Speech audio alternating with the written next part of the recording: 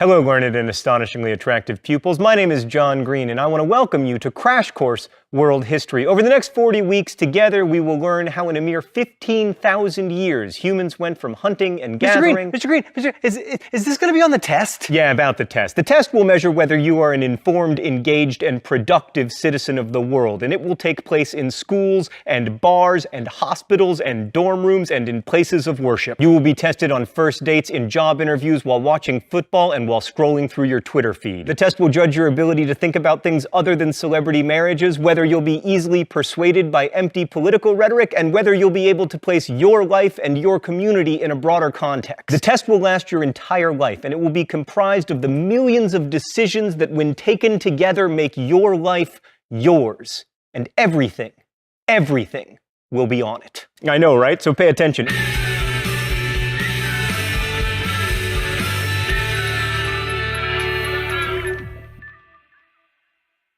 In a mere 15,000 years, humans went from hunting and gathering to creating such improbabilities as the airplane, the internet, and the 99-cent double cheeseburger. It's an extraordinary journey, one that I will now symbolize by embarking upon a journey of my own. Over to camera 2. Hi there, camera 2, it's me, John Green. Let's start with that double cheeseburger.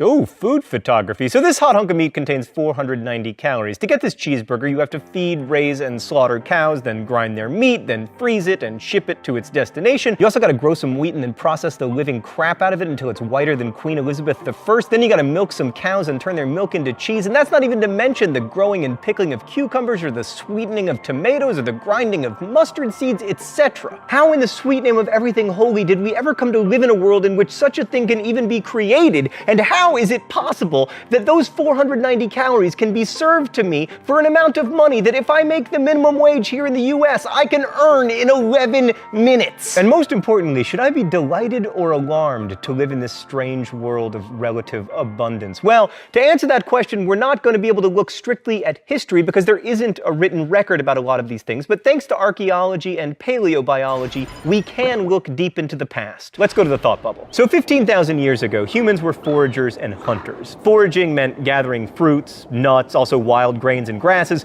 Hunting allowed for a more protein-rich diet, so long as you could find something with meat to kill. By far the best hunting gig in the prehistoric world, incidentally, was fishing, which is one of the reasons that if you look at the history of people populating the planet, we tended to run for the shore and then stay there. Marine life was A, abundant, and B, relatively unlikely to eat you. While we tend to think that the lives of foragers were nasty, brutish, and short, fossil evidence suggests that they actually had it pretty good. Their bones and teeth are healthier than those of agriculturalists, and anthropologists who've studied the remaining forager peoples have noted that they actually spend a lot fewer hours working than the rest of us, and they spend more time on art, music, and storytelling. Also, it's worth noting that cultivation of crops seems to have arisen independently over the course of millennia in a number of places, from Africa to China to the Americas, using crops that naturally grew nearby: rice in Southeast Asia, maize in Mexico, potatoes in the Andes, wheat in the Fertile Crescent, yams in West Africa. People around the world began to abandon their foraging for agriculture. And since so many communities made this choice independently, it must have been a good choice, right?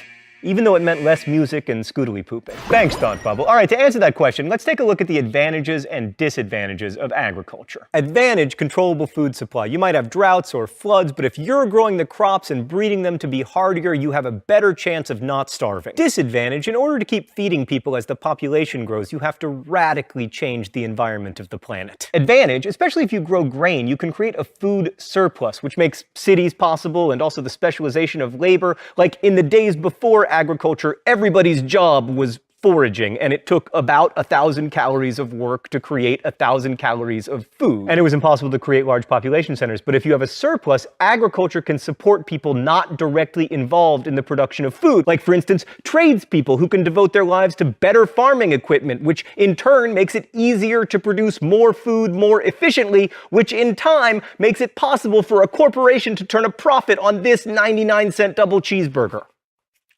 This is delicious, by the way. It's actually terrible, and it's very cold.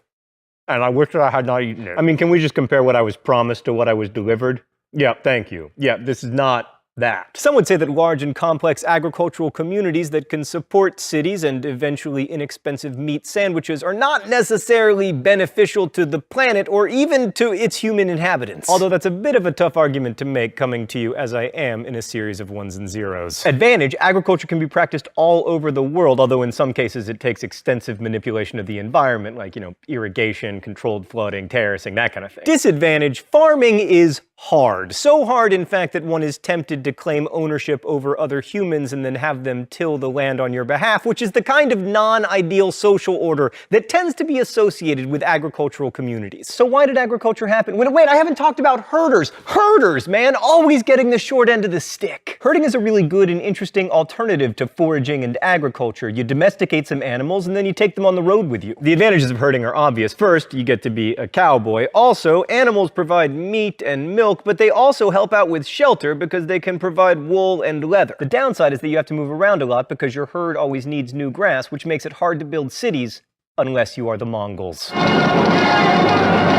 By the way, over the next 40 weeks, you will frequently hear generalizations followed by, unless you are the Mongols. But anyway, one of the main reasons herding only caught on in certain parts of the world is that there aren't that many animals that lend themselves to domestication. Like you have sheep, goats, cattle, pigs, horses, camels, donkeys, reindeer, water buffalo, yaks, all of which have something in common. They aren't native to the Americas. The only halfway useful herding animal native to the Americas is the llama. No, not that llama. 2 L's. Yes, that llama. Most animals just don't work for domestication. Like hippos are large, which means they provide lots of meat, but unfortunately they like to eat people. Zebras are too ornery. Grizzlies have wild hearts that can't be broken. Elephants are awesome, but they take way too long to breed. Which reminds me, it's time for the open letter. Elegant. But first, let's see what the secret compartment has for me today. Oh! It's another double cheeseburger. Thanks, secret compartment. Just kidding. I don't thank you for this. An open letter to elephants. Hey elephants, you're so cute and smart and awesome. Why you gotta be pregnant for 22 months? That's crazy. And then you only have 1 kid. If you were more like cows, you might have taken us over by now. Little did you know, but the greatest evolutionary advantage? Being useful to humans. Like here is a graph of cow population, and here is a graph of elephant population. Elephants, if you just inserted yourself into human life the way cows did, you could have used your power and intelligence to form secret elephant societies conspiring against the humans. And then you could have risen up and destroyed us and made an awesome elephant world with elephant cars and elephant planes. It would have been so great, but no, you gotta be pregnant for 22 months and then have just 1 kid. It's so annoying.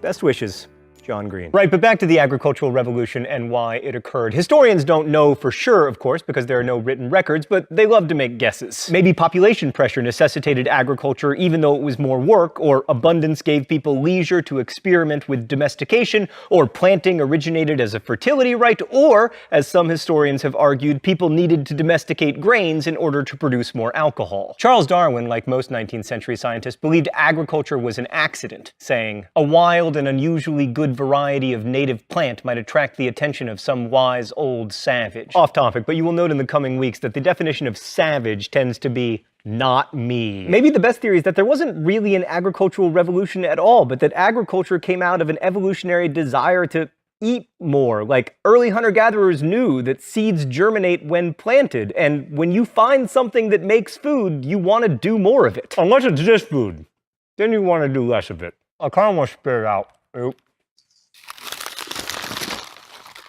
Oh, that's much better. So early farmers would find the most accessible forms of wheat and plant them and experiment with them, not because they were trying to start an agricultural revolution, because they were like, you know what would be awesome? More food. Like on this topic, we have evidence that more than 13,000 years ago, humans in southern Greece were domesticating snails. In the Frankfurt cave, there's a huge pile of snail shells. Most of them are larger than current snails, suggesting that the people who ate them were selectively breeding them to be bigger and more nutritious. Snails make excellent domesticated food sources, by the way, because A, surprisingly caloric, B, they're easy to carry since they come with their own suitcases, and C, to imprison them you just have to scratch a ditch around their living quarters. That's not really a revolution, that's just people trying to increase available calories. But one non-revolution leads to another, and pretty soon you have this, as far as the eye can see. Many historians also argue that without agriculture we wouldn't have all the bad things that come with complex civilizations like patriarchy, inequality, war, and unfortunately famine. And as far as the planet is concerned, agriculture has been a big loser. Without it, humans never would have changed the environment so much, building dams and clearing forests, and more recently drilling for oil that we can turn into fertilizer. Many people made the choice for agriculture independently, but does that mean it was the right choice?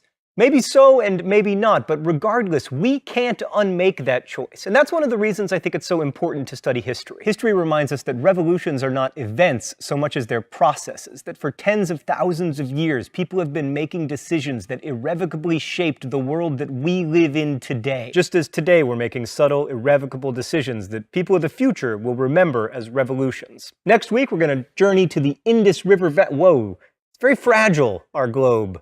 Like the real globe. We're going to travel to the Indus River Valley. I'll see you then.